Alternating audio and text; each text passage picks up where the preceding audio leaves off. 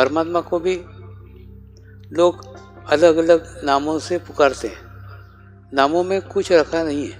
अब जैसे माँ है, माँ को हम बोलेंगे माँ, लेकिन हमारी मौसी उसको माँ बोलेगी क्या? नहीं, वो उसको दीदी बोलेगी। उसके बाद में अपनी नानी उसको माँ बोलेगी क्या? नहीं, वो उसको बेटी बोलेगी। अपनी दादी उसको क्या बोलेगी? बहू बोलेगी। अपने पिताजी उसको पत्नी बोलेंगे। यानी एक ही माँ के अलग अलग संबोधन है। संबोधन अलग अलग है, लेकिन माँ थोड़ी अलग है, माँ एक ही है। ठीक उसी प्रकार से परमात्मा एक ही है, परमेश्वर एक ही है, लेकिन उसके अलग अलग संबोधन हैं। हम उन संबोधनों को पकड़ के बैठते हैं, लेकिन वास्तव में वो अलग अलग नहीं है, वो एक ही है। दूसरा, हमारे देश की नीति, हमारे देश का वाक्य सर्वधर्म समभाव है, लेकिन ये केवल वाक्य नहीं है, ये वास्तव में आध्यात्मिकता की एक पादान है। जब तक ये पादान आप पूर्ण नहीं करते ना, ये पादान क्रॉस नहीं करते, तब तक कभी भी आपके आध्यात्मिक प्रगति संभव ही नहीं है। क्यों? क्योंकि आप परमात्मा के एक रूप को स्वीकार कर रहे हो और बाकी रूप को अस्वीकार कर रहे हो, तो इसके अंदर एक विरोधाभास है।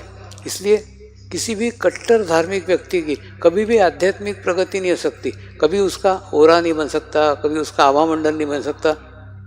दूसरा, ये बात मैं कह रहा हूँ ऐसा नहीं है। आप देखो ना, जितने भी गुरु होके गए, सब गुरु ने कभी भी किसी जाति का, किसी धर्म का कोई भेद ही नहीं रखा, अंतर ही नहीं रखा। अंतर क्यों नहीं रखा? अंतर है ही नहीं। लेकिन उस बात को वो समझ गए थे, वो वहाँ तक पहुँच गए थे। तो लेकिन जब तक आप वहाँ तक नहीं पहुँचते, तब तक आप भी भेद कर सकते हो, आप भी अलग अलग अर्थ कर सकते हो। देखिए, परमात्मा एक मंजिल है। उस मंजिल को पहुँचने की सारी अलग अलग सीढ़ियाँ हैं। जितने धर्म है ना, वास्तव में वो धर्म है ही नहीं। सब धर्म उपासना की पद्धतियाँ हैं। धर्म तो एक ही है ना। हो सकता है तुम्हारी उपासना की पद्धति अलग हो, मेरी उपासना की पद्धति अलग हो, लेकिन अपने दोनों का धर्म एक ही है। हम दोनों मनुष्य हैं। उसी प्रकार से सीढ़ियाँ हैं। ये सीढ़ियाँ जितनी है ना, ये उपासना की पद्धतियाँ हैं। और प्रत्येक मनुष्य को सीढ़ी पे पैदा होना ही पड़ता है।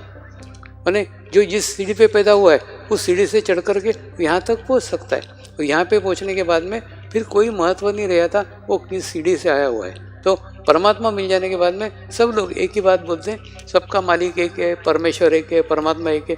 लेकिन कौन बोलते हैं? जो वहाँ तक पहुँचे हैं, जिन्हें परमात्मा को पाया है, वो लोग यही बात करेंगे। अच्छा, जो लोग सीढ़ी पे बैठे हैं वो सीढ़ी की बात करेंगे। तो प्रत्येक को सीढ़ी पे जन्म लेना पड़ता है, लेकिन सीढ़ी पे मरो मत। अपने जीवन काल में सीढ़ी को सीढ़ी बना करके यहाँ तक पहुँचो। यहाँ पहुँचने के बाद में फिर कोई महत्व नहीं रह जाता सीढ़ी का। दूसरा, कोई सीढ़ी पे बैठ करके सीढ़ी की बातें कर रहा है, तो उसके लिए हम थोड़ी नीचे आएंगे। तो कहने का मतलब वो कर रहे हैं, वो उसकी स्थिति है, हम कर रहे हैं, हमारी स्थिति है। अब अपनी ऊंचाई बना के रखो। वो सीढ़ी पे बैठा है इसलिए हम सीढ़ी पे जाएंगे, ऐसा नहीं। इसलिए कोई भी व्यक्ति